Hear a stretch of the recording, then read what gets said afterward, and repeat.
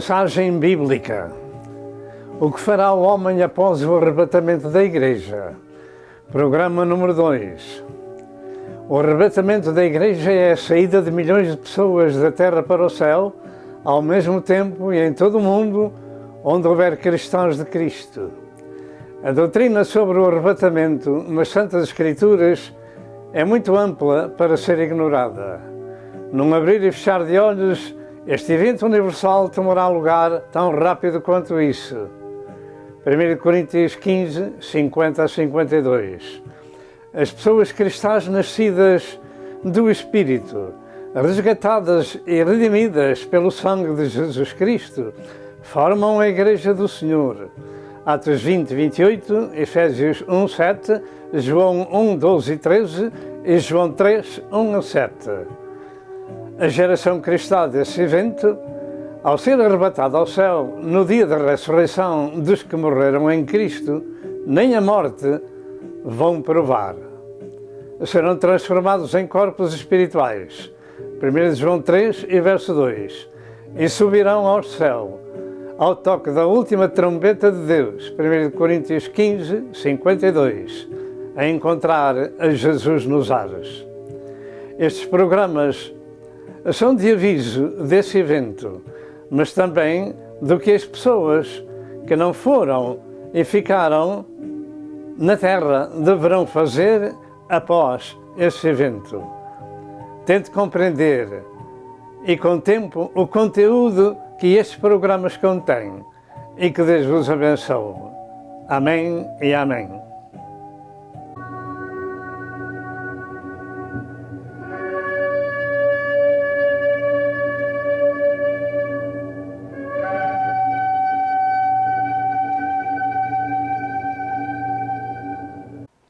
Glória a Deus, aleluia! Mais uma vez estamos na presença do Senhor para exaltar o Senhor, para dar glória ao seu santo e bendito nome e para lhe dizer que o Senhor é bom, aleluia. E Ele é bom todos os dias, aleluia, e Ele é maravilhoso. Ele salvou a nossa alma, perdoou os nossos pecados, aleluia, os cravou na cruz e não se lembra mais deles, aleluia. Porque eles estão debaixo do sangue de Jesus. Glória ao nome do Senhor. É motivo para dar glória a Deus, para nos regozijarmos na sua presença e para lhe dizer: Senhor, reina em mim todos os dias da minha vida, em nome de Jesus. Vamos orar para que esta mensagem seja uma bênção para a sua alma e o seu entendimento seja aberto, aleluia, despertado para as realidades bíblicas que vão ser expostas em nome de Jesus. Senhor nosso Deus e Pai, aleluia. É com alegria que estamos na Tua presença, dando a glória ao Pai, ao Filho, ao Espírito Santo de Deus, dizendo: Senhor, aleluia, Tu tens sido maravilhoso para conosco, Tu és o nosso refúgio, a nossa fortaleza no tempo da angústia, Tu estás presente, aleluia, Tu és real, Tu vives em nós, pela fé no nome de Jesus, aleluia. Obrigado pela Tua santa palavra que tem transformado as nossas vidas e quer transformar ainda, Senhor. E aqueles que nos veem e ouvem, Senhor, se não sabem, Senhor, abre-os o entendimento e ajuda-os a compreender que é para bem das suas almas que esta mensagem chega até eles. E aqueles que conhecem a Tua palavra, mantém-nos no Teu caminho firmes e fiéis até ao momento em que Tu nos has de chamar à Tua glória, meu Senhor. Em nome de Jesus nós pedimos e agradecemos a Deus Pai. Amém.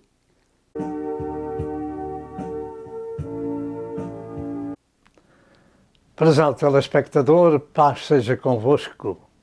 Mais uma vez e pela graça de Deus, chegamos ao vosso lar, aonde quer que se encontre, em nome do nosso Senhor Jesus Cristo, com a bênção do Pai, do Filho e do Espírito Santo, para que sejam abençoados pelo único abençoador, o Rei da Glória, o Senhor dos Senhores, aquele que é, que era e que há de vir. Deus Pai enviou o seu Filho ao mundo para salvar os pecadores da terra. Está escrito em João 3, versos 16, que Deus amou o mundo de tal maneira que deu o seu Filho unigênito para que todo aquele que nele crê não pereça, mas tenha a vida eterna. Todo pecador tem acesso a Deus através do seu Filho e através do sangue que ele derramou no Calvário. Assim chegamos até vós com este programa, que são as notícias do céu, que é o melhor noticiário. É andar informado das coisas que vão passar-se para que possamos andar precavidos, avisados e esperando na misericórdia e na paz de Deus Todo-Poderoso. E este é o programa número 2. Rendemos a Deus Pai, Filho e Espírito Santo o louvor, a honra e a glória que somente Deus é digno de receber. Nós vamos continuar este assunto, este programa número 2, sobre o que fazer após o arrebatamento da Igreja. Vamos ler imediatamente todo o texto neste dia, em 1 Tessalonicenses 4, verso 13 ao verso 17. Assim diz a palavra de Deus. 1 Epístola aos Tessalonicenses 4, verso 13 ao verso 17. Não quero, porém, irmãos, que sejais ignorantes acerca dos que já dormem, para que não vos entristeçais como os demais que não têm esperança. Porque se cremos que Jesus morreu e ressuscitou, assim também aos que em Jesus dormem, Deus os tornará a trazer com ele. Dizemos-vos, pois, isto pela palavra do Senhor, que nós, os que ficarmos vivos para a vinda do Senhor, não precederemos os que dormem.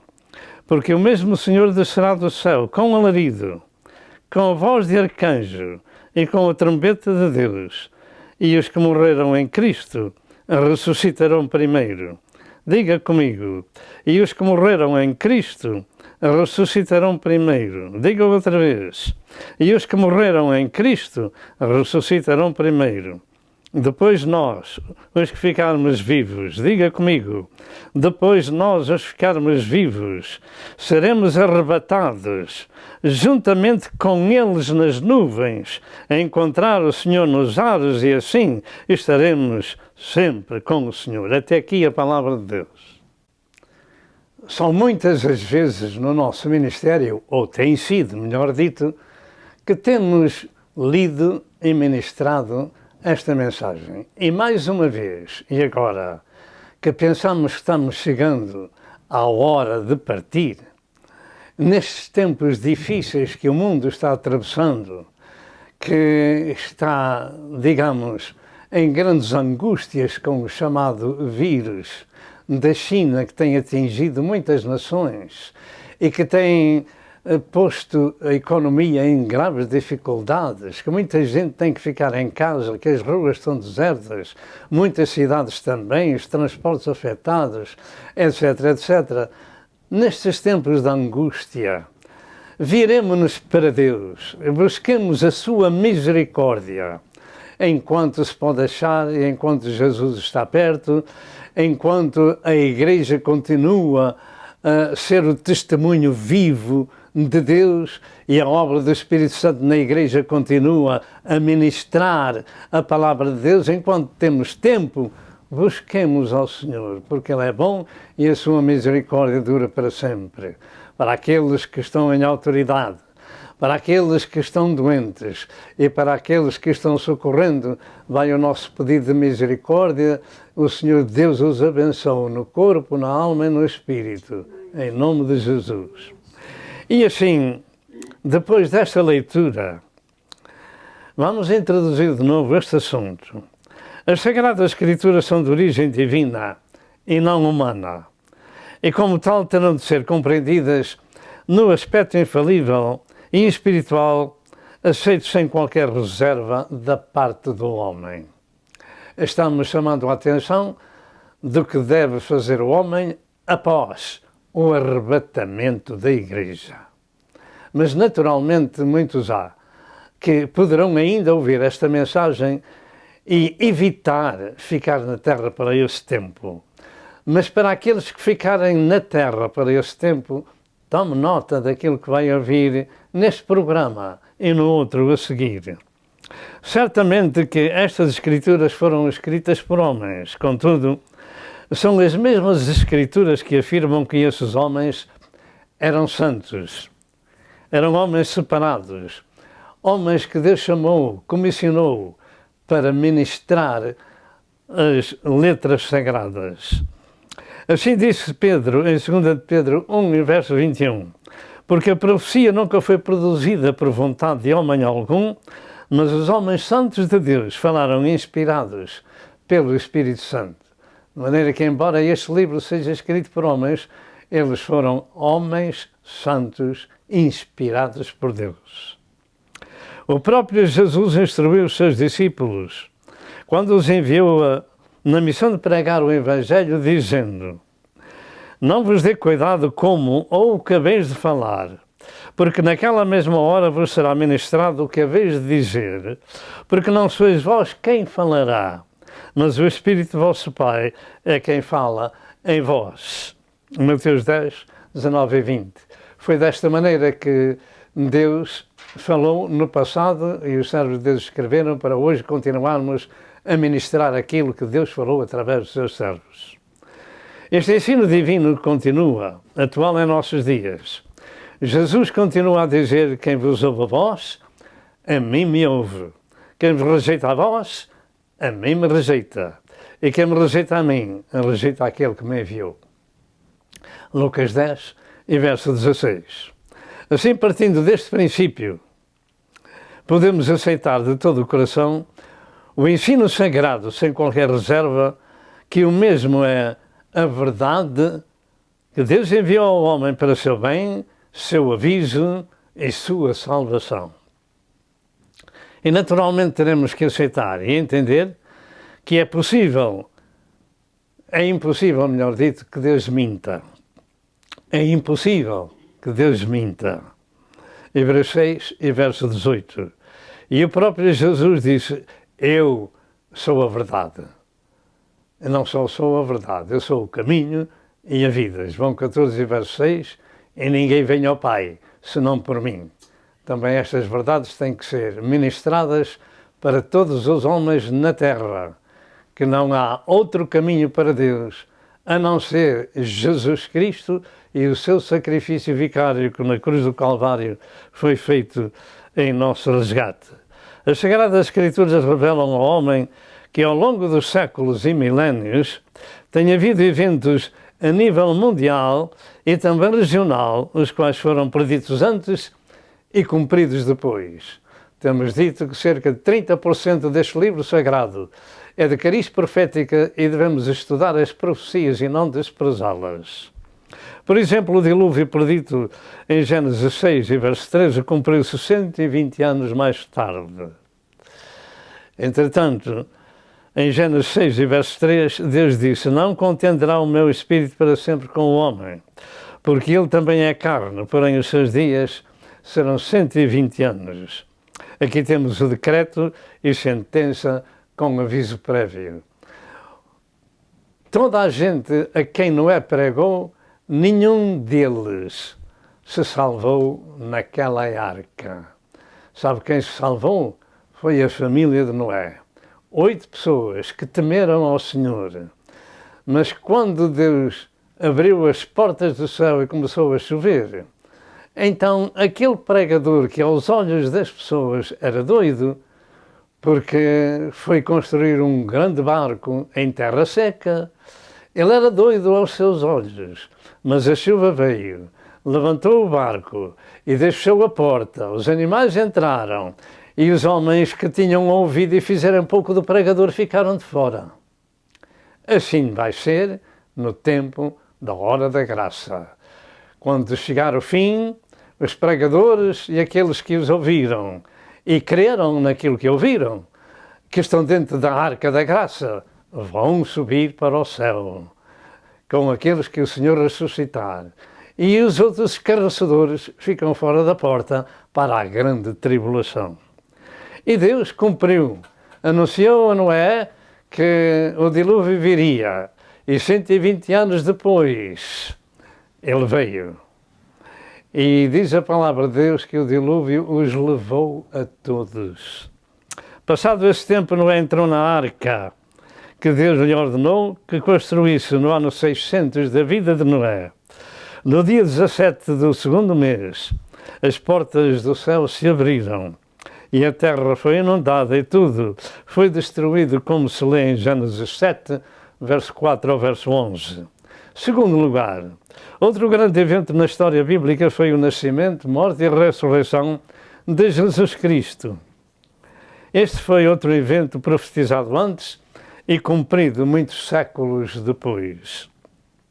Desde a queda de Adão e Eva, Deus decretou a morte do seu filho, que um dia havia de vir como cordeiro para resgatar o homem do pecado, e o começou a revelar desde Gênesis 3 e verso 15 no proto-evangelho, na semente da serpente e na semente da mulher. E Apocalipse capítulo 13 e verso 8, onde nos fala que o Cordeiro foi imolado desde a fundação do mundo.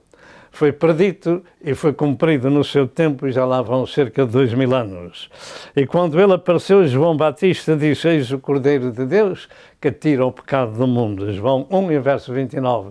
Isto não é apenas para se ouvir, é para se receber e tomar parte nesse evento. Eis o Cordeiro de Deus que tira o pecado do mundo. Então ele levou no seu corpo, sobre o Calvário, na cruz, todo o pecado da humanidade e toda a sua enfermidade, para que possamos ser livres do pecado, para que possamos ser livres da condenação. Foi Cristo condenado em nosso lugar. Devemos receber isso em tempo de vida ou enquanto estamos por cá, antes do arrebatamento da Igreja. Não é bom somente ouvir que o Cordeiro de Deus foi imolado por nossa causa e que tira o pecado do mundo.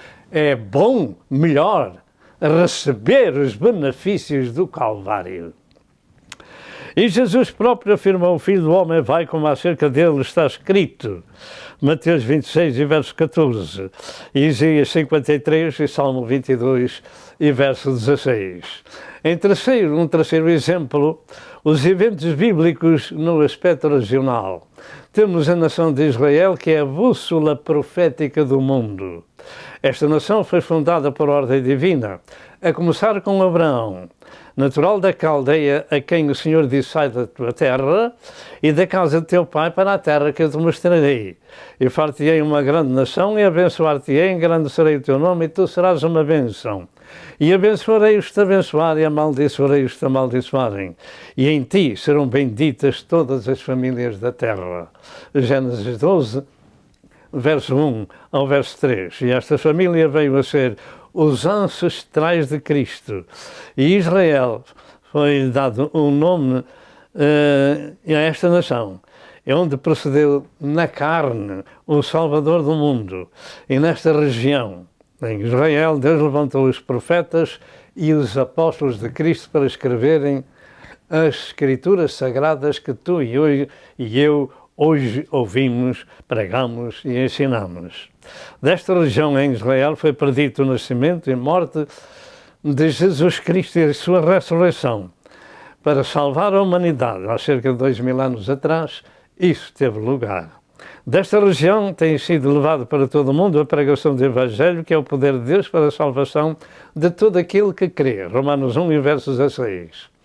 Por isso, os judeus são odiados e os cristãos também, porque ali os servos de Deus profetizaram que há um único Salvador, um único Senhor, um único caminho e uma única porta para o céu, cujo nome é Jesus. E embora que os judeus rejeitassem o seu Messias, vai ver o dia, só depois de muita e grave tribulação, que eles vão ver as feridas nas suas mãos e lhe vão perguntar: que feridas são essas nas tuas mãos?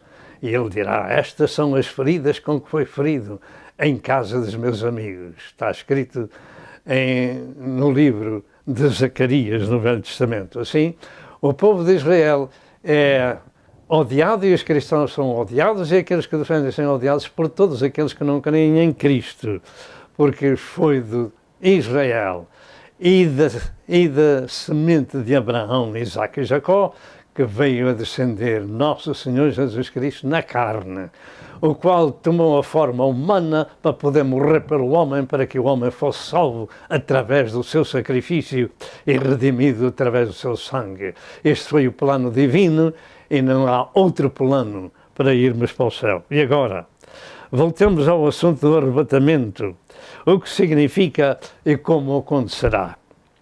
Eu creio que este é o próximo evento a nível universal e, contudo, existem fações que negam este evento, mesmo com as Santas Escrituras dizendo que este evento terá que acontecer um dia. O nosso texto diz que esse evento acontecerá no dia da ressurreição daqueles que dormiram em Cristo, que morreram em Cristo e eram salvos, cujos corpos serão ressuscitados.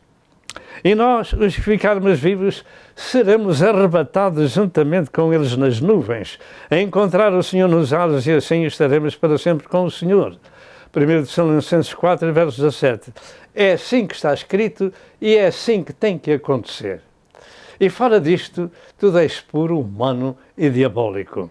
No dia da ressurreição dos mortos em Cristo, dá-se o arrebatamento da Igreja do Senhor. E arrebatar significa, em português, tirar com violência. Levar de repente, arrancar algo, e neste caso é tirar ou arrebatar para as nuvens as pessoas que se vão encontrar com Cristo nos ares. Tomemos atenção que a vinda de Cristo para o arrebatamento e a vinda de Cristo para a Terra são eventos diferentes.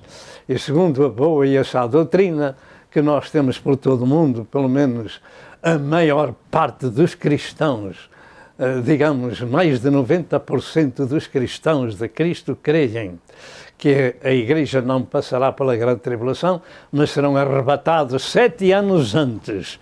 E então começam os 7 anos da grande tribulação após o arrebatamento. Assim, em 1 Tessalonicenses 4, verso 13, revela 3 coisas. Não sermos ignorantes do evento da ressurreição e do arrebatamento. Segundo, o crente, por esse facto, não deve entristecer-se. E, em terceiro lugar, revela que também existem aqueles que não creem. A ressurreição dos que dormem em Cristo é uma doutrina fundamental da fé cristã. Com a morte nem tudo acaba, mas começa uma vida diferente e essa vida é eterna. Este é o facto bíblico. Após a morte, o nosso espírito volta para Deus que o deu. Eclesiastes 12 e verso 7. Ao ladrão da cruz que reconheceu que Jesus era o Senhor, Jesus lhe disse: em verdade te digo que hoje estarás comigo no paraíso. Lucas 23 e verso 34. E Jesus, antes de dar a sua vida por nós no Calvário, disse: eu sou a ressurreição e a vida. Quem crê em mim, ainda que esteja morto, viverá. João 11 e verso 25. Em João 5, 28 e 29 afirma: não vos maravilheis disso, porque vem a hora em que todos os que estão nos sepulcros ouvirão a sua voz, e os que fizeram o bem sairão para a ressurreição da vida, e os que fizeram o mal para a ressurreição da condenação. Aqui há uma ressurreição com um intervalo de 1007 anos de diferente. Primeiro são os que morreram em Cristo, depois vem a grande tribulação, depois 1000 anos de paz sobre a terra e depois haverá a ressurreição daqueles que morreram sem Cristo para irem perante o trono branco para serem condenados no lago de fogo e enxofre. Assim, os mortos têm que ressuscitar, e é a palavra de Deus que fala. E neste evento do arrebatamento, tanto uns quanto outros em Cristo tomarão parte do evento.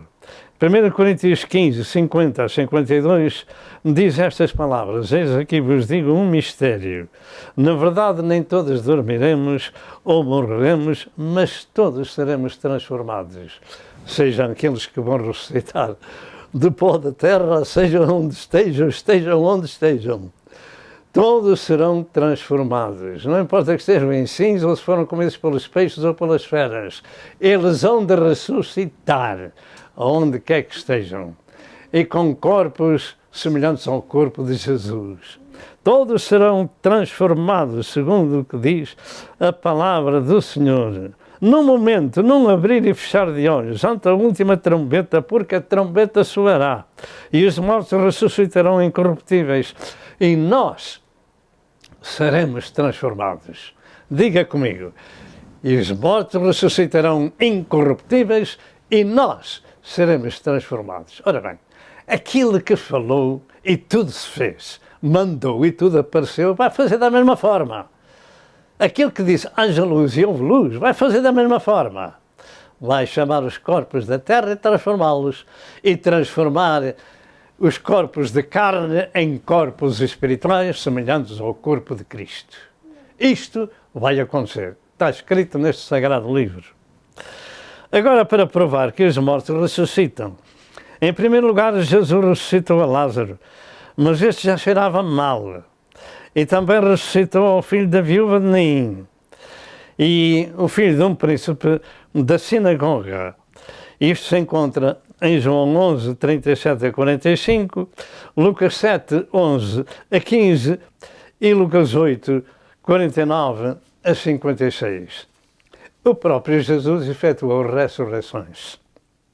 De maneira que este assunto da ressurreição, e então Lázaro já cheirava mal, para sabermos que Jesus tinha autoridade sobre aqueles que já estavam cheirando mal, não importa. A palavra de Cristo tem poder. Poder de vida para aqueles que creem. Louvado seja Deus, nosso Senhor. À parte disso, Jesus próprio ressuscitou pelo poder do Pai, segundo a sua própria palavra. Em João 10, e verso 18 diz, ninguém me tira a vida. Jesus disse, mas eu de mim mesmo a dou. Tenho poder para a dar e poder para tornar a tomá-la. Este mandamento recebi do meu Pai, disse Jesus. O próprio Jesus é a ressurreição e a vida. João 11, e verso 25. De maneira que estamos falando de coisas espirituais e não terrenas. Além disso, muitos santos do Velho Testamento ressuscitaram no dia da ressurreição de Jesus e apareceram a muitos em Jerusalém. Mateus 27, verso 53. Portanto, muitos santos do Velho Testamento ressuscitaram no dia em que Jesus ressuscitou e apareceram a muitos. Também está escrito na Palavra da Verdade. É o único livro em quem podemos confiar, porque é a Palavra de Deus. Tudo o que aqui está escrito é para teu aviso e para meu aviso, para sabermos aquilo que Deus requer de cada um de nós. Não quero que sejais, irmãos, ignorantes, disse Paulo. Pergunto, você é ignorante nas Escrituras ou é sábio nas Escrituras? O mais importante na vida não é apenas andar procurando saber onde se ganha o nosso pão de cada dia e uma preparação para podermos enfrentar a situação do dia a dia, mas sim saber o que este livro sagrado fala a meu respeito e a teu respeito quando partes à eternidade, fechas os olhos pela última vez. Pois aí começa uma vida eterna e ela será passada num bom ou num mau lugar e depende daquilo que a gente crê e aceita ou rejeita deste livro sagrado que é a Palavra de Deus. Paulo disse, não quero, irmãos, que sejais ignorantes.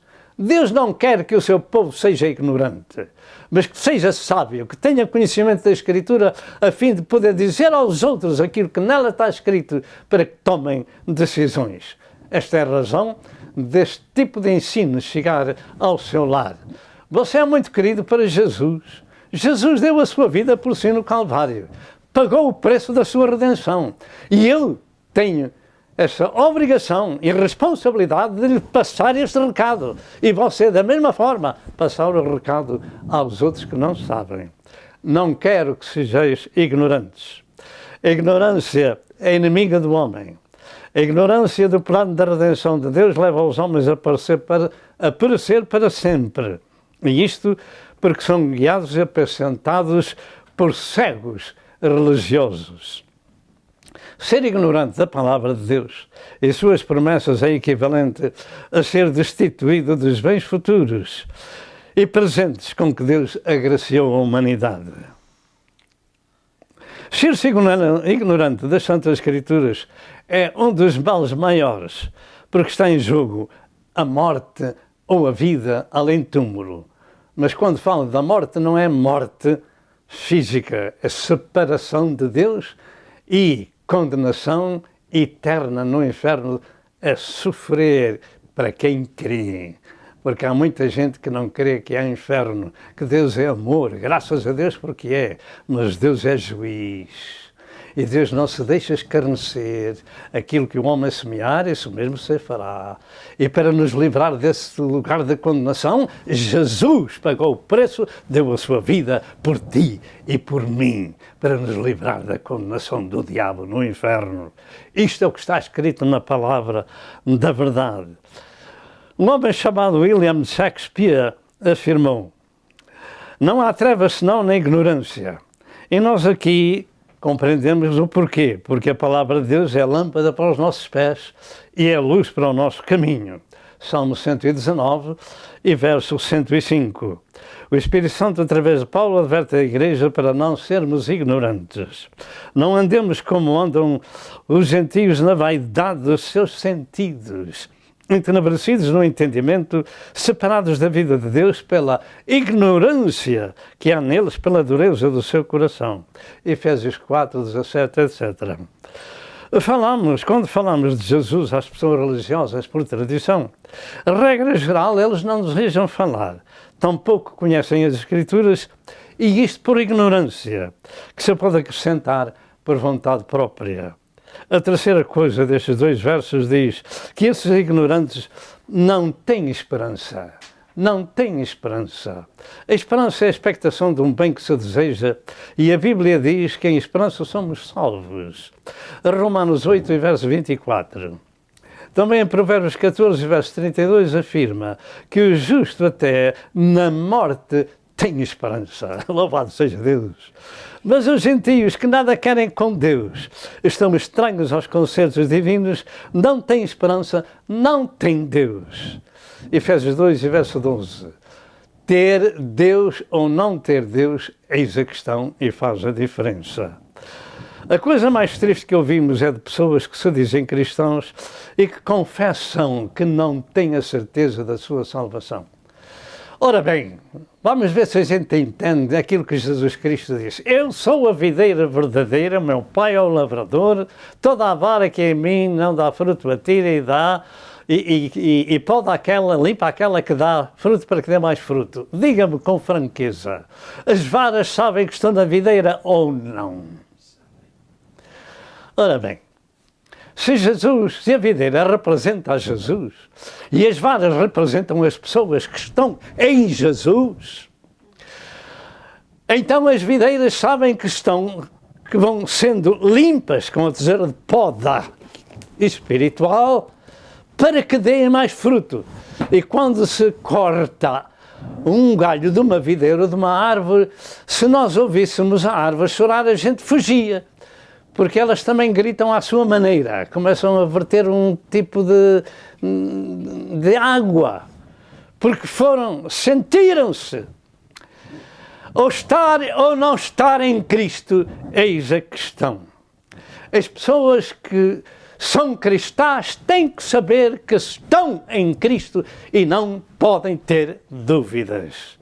Porque se têm dúvidas, estão fora de Cristo e precisam da misericórdia de Deus.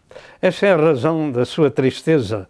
Estão estranhos, não têm comunhão com Deus, mas o facto é que, segundo o texto sagrado, os que morreram em Cristo, Deus os tornará a trazer com eles, porque morreram na esperança.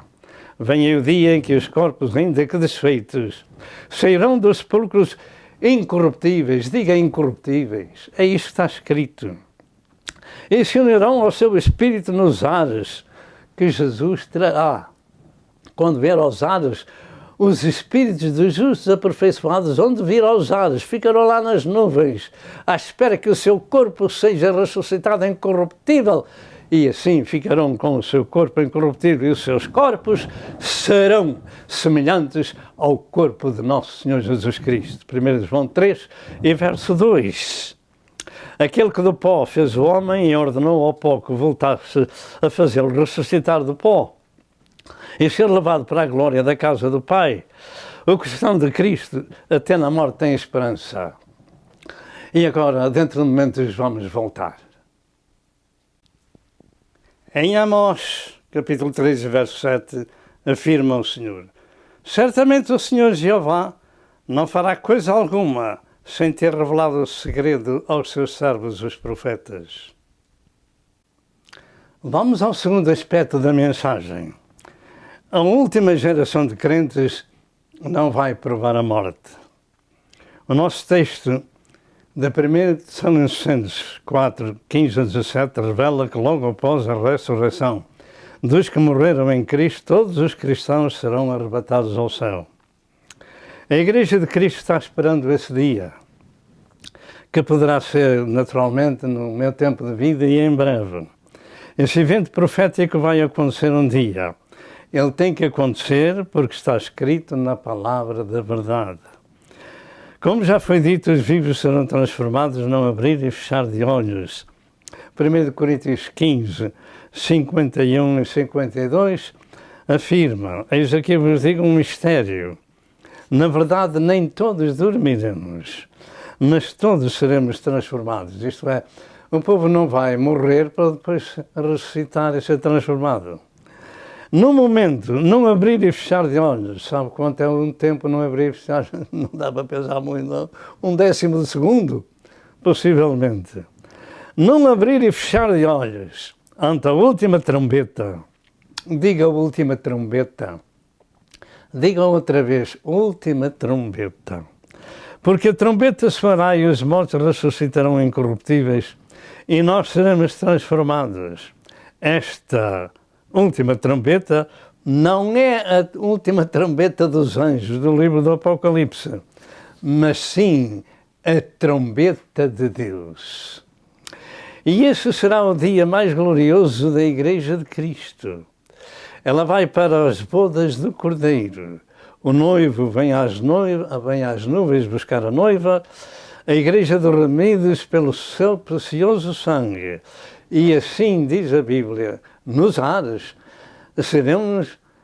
teremos um encontro com Jesus e estaremos para sempre com o Senhor.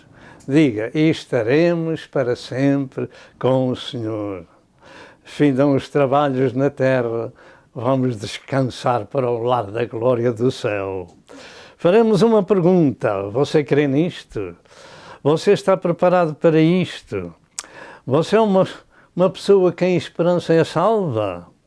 Se você ainda não tem esta esperança, hoje é o dia de dar a Cristo a sua vida e fazer paz com Deus e ser uma alma redimida com o seu precioso sangue.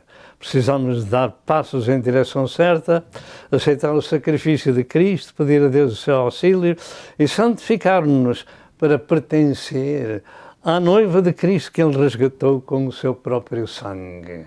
Atos 20 e verso 28. Portanto, saiba que a sua condição espiritual, sabe qual é a sua condição espiritual, enquanto não acontece o arrebatamento.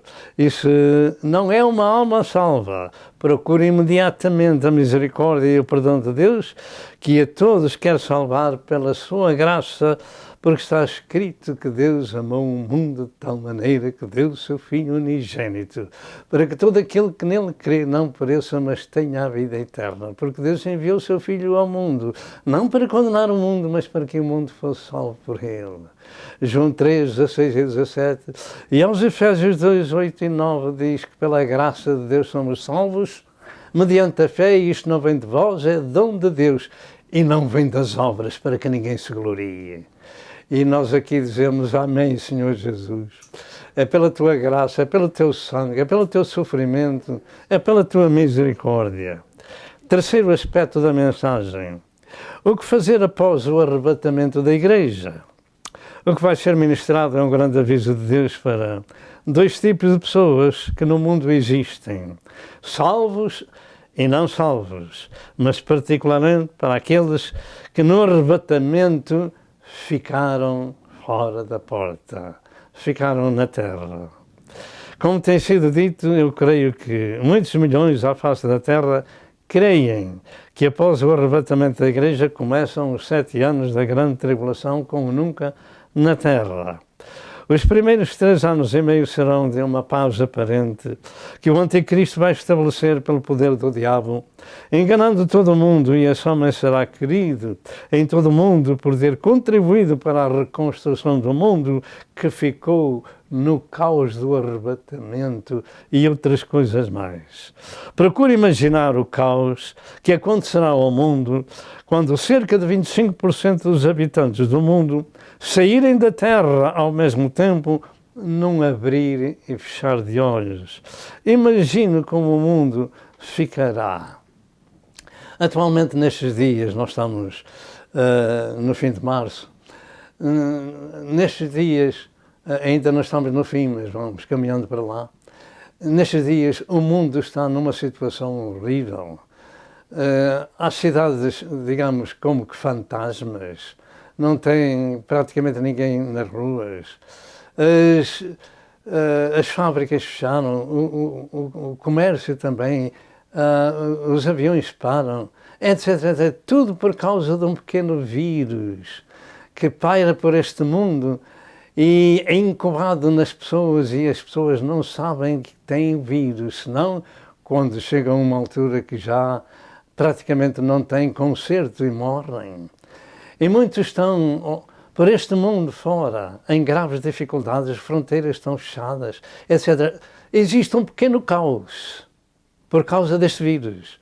Agora imagine o que são cerca de 25% de pessoas a saírem da terra ao mesmo tempo, num abrir e fechar de olhos. Pessoas empregadas em diversos setores, etc, etc. Veja como ficará o mundo nesse tempo que vai ser ministrado. É o assunto, a parte mais importante desta mensagem, porque este evento, como já foi referido, é a nível universal. Muitos milhões de cristãos que estavam preparados saíram da terra para as nuvens a encontrar Jesus nos ares, e o caos em que o mundo ficará é como que indescritível o seu sofrimento. Indescritível. Em Mateus 25, 1 a 13, Jesus relata cerca de 10 virgens, 5 prudentes e 5 loucas, ou imprudentes. Esta passagem das Escrituras refere-se a 2 tipos de cristãos: os que estão preparados para ir para o céu e os que não estão preparados particularmente para o tempo do evento. Esta Escritura fala-nos sobre essas 10 virgens simbólicas da Igreja de Cristo, que saíram ao encontro do esposo para as bodas, mas ao ouvirem o clamor da meia-noite, 5 delas ficaram sem azeite para a sua jornada. E, tendo ido comprá-lo, quando chegaram à porta de acesso às bodas, estava fechada. A porta fechou-se. Quando eles chegaram, estava fechada. Ficaram de fora.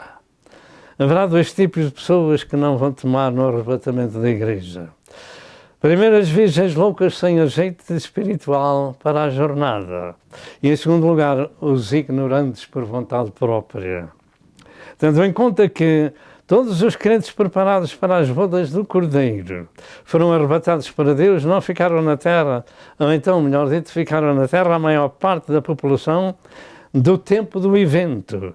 E devemos saber que Jesus disse que o seu rebanho era pequeno, Lucas 12, 32.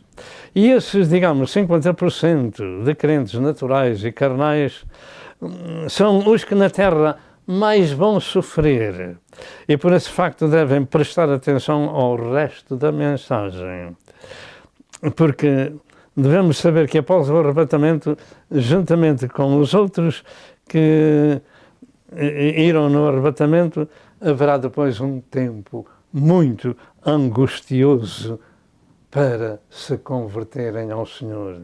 Muitos milhões ficarão sem a cabeça por confessarem que Cristo é o Senhor. E para descrever a dor, a aflição, a angústia dos que ficaram na terra no arrebatamento da Igreja, daria assunto para centenas de milhares de livros, e não é esse o nosso propósito, mas é avisar sobre o que devem fazer nesse tempo aqueles que ficaram e não foram. Além do que já foi dito no aspecto geral, o nosso conselho é especialmente para o povo que, segundo o texto, ficou fora da porta nas bodas do Cordeiro, e particularmente as virgens loucas. Esse povo é chamado de virgens imprudentes, sem azeite suficiente para a jornada do clamor da meia-noite. E cremos que esse clamor já começou há algum tempo atrás. A virgem louca é aquele crente que, tendo aceitado a Cristo, menosprezou a liderança do Espírito Santo em sua vida. E embora cresça em Deus, a sua vida não se coadunava com o resto do ensino das Escrituras e pensava que era um cristão vivendo uma vida natural e não espiritual. Muitos não irão por causa da sua língua, que não controlam e falam aquilo que não devem. Tais pessoas que criam em Deus, mas também amavam este mundo e o que no mundo há. E Jesus disse que não podemos servir a dois senhores, porque se amamos o mundo, disse João em 2 de João, capítulo 2, verso 15, se amamos o mundo, as coisas que o mundo tem, os desportos de competição, os chamados estrelas de futebol, se amamos este pobre mundo como ele é, o amor do Pai não está nele, disse João há muitos séculos atrás. Tais pessoas criam em Deus, mas também amavam este mundo. Mas os que são de Cristo crucificaram a sua carne com as suas paixões. Estes são os que mais vão sofrer nesse tempo, após o arrebatamento da Igreja, pelo facto de terem conhecimento e desprezaram esse conhecimento. Segundo a descrição bíblica, não tinham azeite suficiente para a jornada. E tendo ido comprá-lo, o noivo chegou e a porta das bodas foi fechada. Depois das virgens prudentes terem entrado, as loucas não estavam no lugar certo, não estavam preparadas para as bodas. E uma vez a porta fechada pelo noivo, ninguém a pode abrir. E as bodas são somente com a noiva preparada, como diz Apocalipse capítulo 19 e verso 7, porque vindas são as bodas do Cordeiro e a sua esposa se aprontou. E a sua esposa se aprontou. A esposa do Cordeiro são os crentes redimidos que crucificaram-se para o mundo e o mundo para eles. Ser cristão não é assim como dizem por este mundo fora, em muitos púlpitos. Ser cristão é uma pessoa separada do mundo, uma pessoa crucificada para o mundo e o mundo para eles, e crucificado com Cristo. Você quer ser um cristão de Cristo? Toma a sua cruz, venha a Cristo e siga-o. Louvado seja o nome do Senhor. Esta porta é a porta da graça de Deus, e eu creio que é o tempo da era da graça, e que finda com este evento do arrebatamento. O melhor está preparado, aprontado, salvo e santificado. Diga amém se puder dizer. E o facto é que quando as virgens loucas se foram preparar e voltaram, elas começaram a bater à porta, dizendo: Senhor, abre-nos. E Jesus disse da parte de dentro: em verdade vos digo que não vos conheço. Será muito triste ouvir esta voz. Em verdade vos digo que não vos conheço. Porque as que estavam preparadas entraram. Apocalipse 19, verso 7 diz que a noiva se aprontou. Apronte-se para Deus. Apronte-se para ir para o céu. Tenham corpo, alma e espírito irrepreensíveis, santificados e limpos, sendo o Espírito Santo de Deus, para poder entrar no lar da glória do céu. O facto é que quando as virgens loucas vieram, começaram a bater à porta. Mas era tarde demais. Vigiai, pois, porque não sabeis o dia nem a hora em que o Filho do Homem há de vir. Como diz em Mateus 25, verso 10 ao verso 13. Tanto vir para o arrebatamento, como vir depois, mais tarde, para a terra, tal como ele foi. Em Lucas 13, verso 25, Jesus afirma: quando o pai de família se levantar e cerrar a porta e começares a estar de fora e a bater à porta dizendo: Senhor, Senhor, abre-nos, ele dirá: não sei de onde vós sois. Ouça o Evangelho. Tema o autor do Evangelho. Siga este querido Senhor que deu a sua vida na cruz por si. Separe-se deste mundo e seja uma virgem prudente com azeite suficiente em sua candeia. A porta da graça da era vai ser fechada, ou da era da graça. Mas, entretanto, enquanto isso não acontece, em Efésios 2, verso 8 e verso 9, afirma que pela graça somos salvos mediante a fé. Isto não vem de vós, é dom de Deus, e não vem das obras, para que ninguém se glorie. O céu não se compra com dinheiro nem com boas obras. Jesus comprou-nos com o seu sangue no Calvário. Após esse tempo da graça terminar, se alguém quiser ir para o céu e ser uma alma salva, ainda tem essa oportunidade, mas tem que enfrentar as guilhotinas do Anticristo e ficar firme confessando que Jesus Cristo é o seu Senhor. Nós estamos falando naquilo que as pessoas devem fazer no tempo da grande tribulação. Se quer ir para o céu, confesse que Jesus Cristo é o Filho de Deus, porque se você o confessa, eles cortam-lhe a cabeça. Se não confessa, eles marcam-no com uma marca, para você ter o pão de cada dia e poder trabalhar. Mas o melhor é deixar que você corte o pescoço e assim vai para o céu confessando Cristo como seu Senhor e Salvador. Mas nós aqui dizemos: não fique para esse tempo. Louvado seja Deus. Em Apocalipse 15, verso 2 e Apocalipse 20, verso 4, tem ali essa provisão dos que ficaram sem o pescoço, que não receberam a marca da besta e foram salvos pelo seu testemunho. Portanto, na grande tribulação vai haver muita gente salva, mas com que preço? Tem que dar a sua própria vida, ficar sem pescoço para poder ir para o céu. Apocalipse 15, 2 e 20 e verso 4. Entretanto, em Apocalipse 7, 9 a 14, diz que esses serão uma multidão incontável, chamados de mártires e que vieram de grande tribulação e lavaram os seus vestidos e os branquearam no sangue do Cordeiro. Quarto aspecto da mensagem: o dia trágico do arrebatamento. Primeiro, o dia do arrebatamento da igreja será igual e da mesma forma em todo o mundo. E no mesmo minuto e no mesmo segundo, como está escrito, num abrir e fechar de olhos. Ou seja, cerca de 1/10 de segundo. Mas esse dia causará em todo o mundo tragédias, destruição e morte como nunca, e ao mesmo tempo na terra. Você crê nisso? É fácil. É fácil compreender. Cerca de 25% das pessoas saindo da terra ao mesmo tempo. Aqueles que guiavam carros, que guiavam caminhões, que guiavam comboios, que estavam nos hospitais, que eram bombeiros, etc., que eram médicos, etc., etc., etc., etc. Olha, os carros, milhões de carros, uns contra os outros nos highways e nas cidades e por aí fora.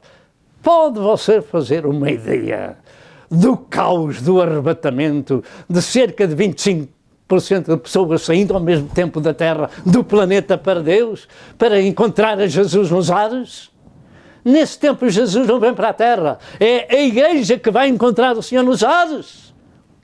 Quando Ele vier para a Terra, Ele pousará os seus pés no Monte das Oliveiras e trará esses santos com Ele, conforme diz no livro de Judas. Louvado seja o nome do Senhor. De maneira que podemos nós compreender o caos que vai acontecer na Terra? Eu penso que estamos nos dias próximos a esse evento ter lugar. Podemos nós imaginar a rapidez do acontecimento e como eles virão, e com ele virão as enormes tragédias de dia e de noite, conforme o fuso horário. Uns estarão dormindo, outros trabalhando, outros viajando, etc. Imagina o seguinte: quantas pessoas que no mundo inteiro procurarão os seus filhos de tenra idade que foram para o céu, porque Jesus Cristo disse: deixai vir a mim os meninos e não os impeçais, porque deles é o reino dos céus. Quantos maridos procurarão as suas esposas que apelidaram de fanáticas religiosas e estas não se encontram mais, ou vice-versa? Que diremos dos acidentes de aviões, de veículos, das estradas, autoestradas, aviões, comboios, barcos sem pilotos, porque foram os seus chefes arrebatados? Quantos acidentes, quantas mortes, quantos feridos sem socorro, porque os bombeiros, ou muitos deles, e o pessoal médico, não chegarão para os ajudar, porque muitos deles também foram para o céu?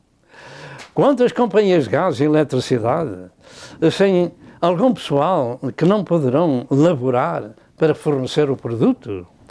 E quantos hospitais em todo o mundo sem pessoal médico para socorrer as situações? Quantas senhoras nas maternidades, na hora do seu parto, irão desaparecer? Ou o pessoal médico que os atendia, ou os bebés, e os outros ficaram? Os bebés foram? Você pode ter uma ideia de que isto vai acontecer no mundo de dia e de noite, conforme o fuso horário? E quantos cirurgiões, estando operando as pessoas e desapareceram no meio da cirurgia, ou vice-versa? E quantos bombeiros para apagar os incêndios e não chegarão para os apagar? Podemos nós imaginar o grande caos que o arrebatamento vai causar no mundo inteiro? Esse caos será por demais extenso para ser descrito. Isto vai acontecer porque está escrito.